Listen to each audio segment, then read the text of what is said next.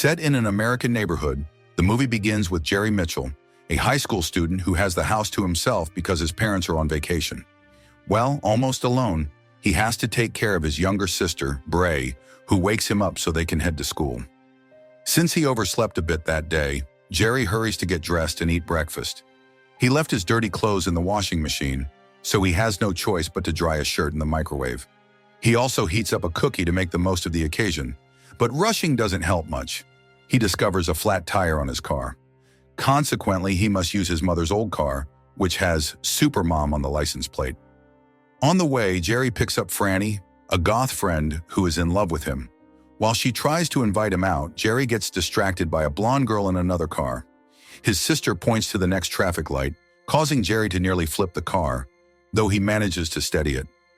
Upon arriving at Weaver High School, the protagonist hears rumors about a new student with a reputation for being a psychopath who doesn't let anyone touch him. In fact, he was expelled from his previous school for injuring a teacher who shook his hand. After that, this student was sent to a special high school where he sent 3 of the toughest students to the hospital. That's how he ended up at Weaver, his last chance to heal his behavior. Hearing so many rumors, Jerry grows curious about the boy's name. Just then, a sinister-looking car pulls up in front of the school. It belongs to Body, an imposing guy with a mean-looking face, the same student everyone was talking about. While tending the school store, Jerry runs into Karen, the blonde from earlier, along with her friends. She wants to buy a few things, but everything goes wrong for a nervous Jerry. The cash register won't open, and the only change he has is in coins. Later, during a journalism class, the teacher tells the students that one of them will have to interview Body and write an article on him to give him a proper welcome. She starts lowering her pen until it lands on a name: Jerry. Just hearing that makes Jerry ask to go to the bathroom, where he unexpectedly bumps into Body.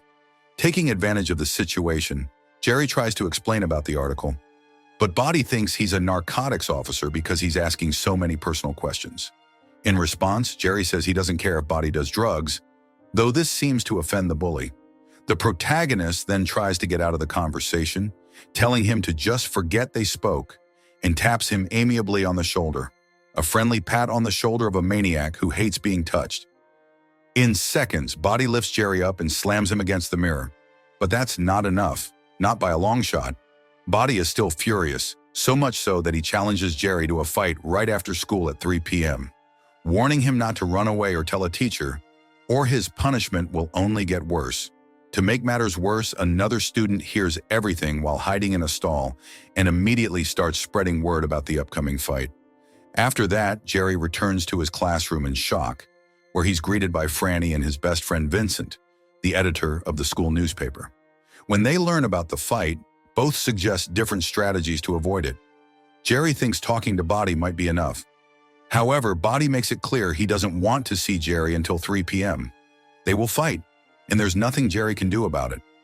Later in the AV room, a pair of aspiring filmmakers approach Jerry. They want to film a documentary about the fight.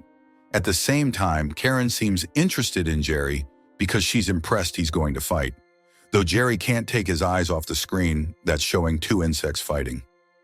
As expected, the bigger one ends up killing the smaller one. When class ends, Jerry discovers Vincent trying to break into Body's locker to plant a switchblade so that Body will be expelled. However, Jerry reminds him that Body will figure out who did it. Vincent quickly removes the knife before the other students arrive. Unfortunately, Vincent forgets the locker key, so now he has to recover the anonymous note about the knife before a teacher sees it. Jerry tries to go about his day as if nothing's wrong, attending an event in the gym. Still, he notices Body watching him from afar, so he locks himself in a bathroom stall. Body soon appears and kicks open each door until Jerry opens his stall voluntarily. To Jerry's surprise, it's the pair of filmmakers who start recording him without his consent. Terrified, Jerry decides to leave the school. But just as he gets into his car, he finds the knife stuck in his steering wheel, along with a note that says, "There is no escape. The bell rings at 3 p.m. Indeed, there's no escape because Body cut the ignition cables in Jerry's car. Immediately after, Jerry is intercepted by Duke, the school security guard, who notices he's jumpy. Duke takes his job so seriously that he frisks Jerry, finds the switchblade, and sends him to Mr. Delinsky, the discipline dean. In the office, Jerry tells him everything about Body, but Mr. Delinsky thinks it's the dumbest excuse he's ever heard. Also, the anonymous note written by Vincent used Jerry's name, meaning Jerry is now labeled a potential juvenile delinquent. Back in the hallway, Jerry crosses paths with a representative from the accounting club. They're taking bets on the fight. Some bet Jerry will last more than 3 minutes. Others bet on how many stitches he'll need for his injuries. In search of another solution, Vincent sets off the fire alarm so that everyone evacuates to the field.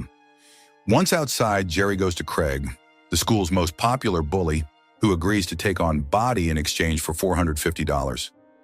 Seizing the evacuation, Jerry heads to the school store to steal the cash register. Naturally, it won't open. He tries hitting it with various objects in vain, even using a fire extinguisher. He only succeeds in setting it off, causing chaos. At least the register does open, so Jerry grabs all the money right then and there. Mr. Delinsky informs the students they can return to class because it was a false alarm and promises to find the culprit. Jerry gives the money to Craig, who prepares to confront Body at lunchtime. Meanwhile, Jerry waits with Mr. Rice, the teacher who runs the school store, who is horrified by the mess there. Even though Jerry suggests it might have been an accident due to the alleged fire, Rice exclaims that whoever did it should be expelled. When lunchtime arrives and most students head to the cafeteria, Jerry and Vincent wait in the library. From a corner, they watch Craig try to intimidate Body, warning him to stay away from Jerry, while poking him with his finger. Yes, he touched him. Body instantly breaks Craig's finger and sends him crashing into the bookshelves, causing a domino effect that reveals Jerry and Vincent's hiding spot. Body signals them to keep quiet as Craig writhes in pain. After that, Jerry starts feeling nauseous and ends up throwing up in the bathroom. Vincent finds Jerry to tell him Craig returned the money because he felt bad for him, but Vincent kept $100 for his trouble. Hearing that, Jerry complains that he didn't get back 100% of the money, saying that he was the one who arranged everything so Vincent could interview Body. Outraged, Vincent tosses the money at him and leaves. After seeing this, Bray advises her brother to act out so he gets sent to detention, a place where not even Body can hurt him. Taking her advice, Jerry puts on a bad boy persona in the next class, telling risque jokes and lighting a cigarette in front of Ms. Farmer, the teacher. While talking about her, Jerry makes flirtatious comments that, surprisingly, work. They end up kissing. The moment he pulls away from her lips, Jerry faints from nerves. He wakes up in the nurse's office and learns he wasn't punished. On the contrary, Ms. Farmer gave him her home address. The students find that impressive, including Karen, but Jerry can't stop thinking about the impending fight. So he goes to the store to return the money, where Franny is waiting for him. According to her spirit animal, they must form an emotional bond to protect him from the fight. Even though it doesn't make much sense, Jerry goes along with Franny's wishes, only for her to leave him mid-kiss so she can think of a better strategy. When Jerry tries to exit, he's intercepted by Mr. Rice and Mulvihill, the local police lieutenant. Mulvihill says that most store thefts are committed by employees. Soon after, Jerry is taking an exam without knowing who's next to him.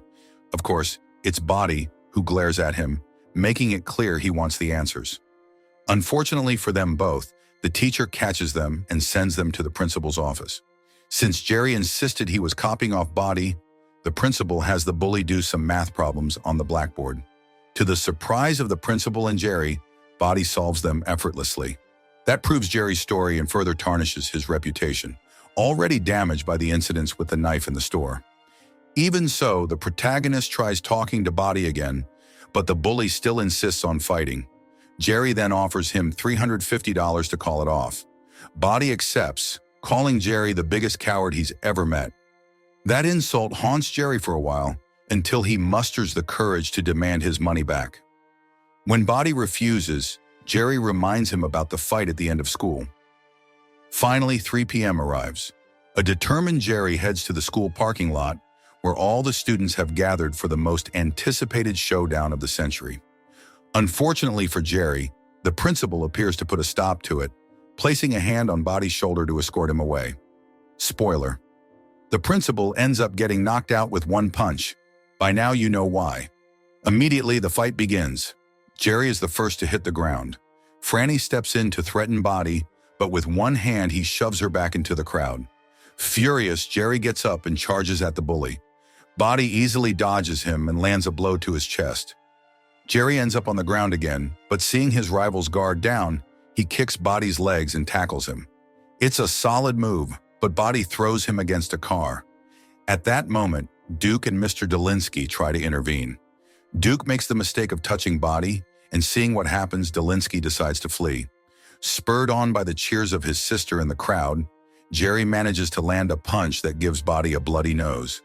The bully answers with a harder punch that leaves Jerry dazed. As if that weren't enough, Body pulls out his secret weapon, brass knuckles.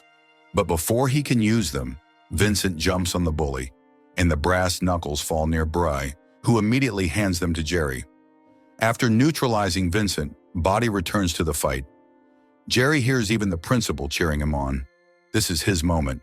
Luckily, he doesn't blow it. After an enormous punch, Jerry stares at his rival in surprise until Body topples over, knocked out. The students erupt in celebration, and Jerry gets a kiss from Franny. However, the fun ends when Lieutenant Mulvihill arrives to arrest Jerry for the stolen money. The police also plan to arrest Body, but he has vanished without a trace.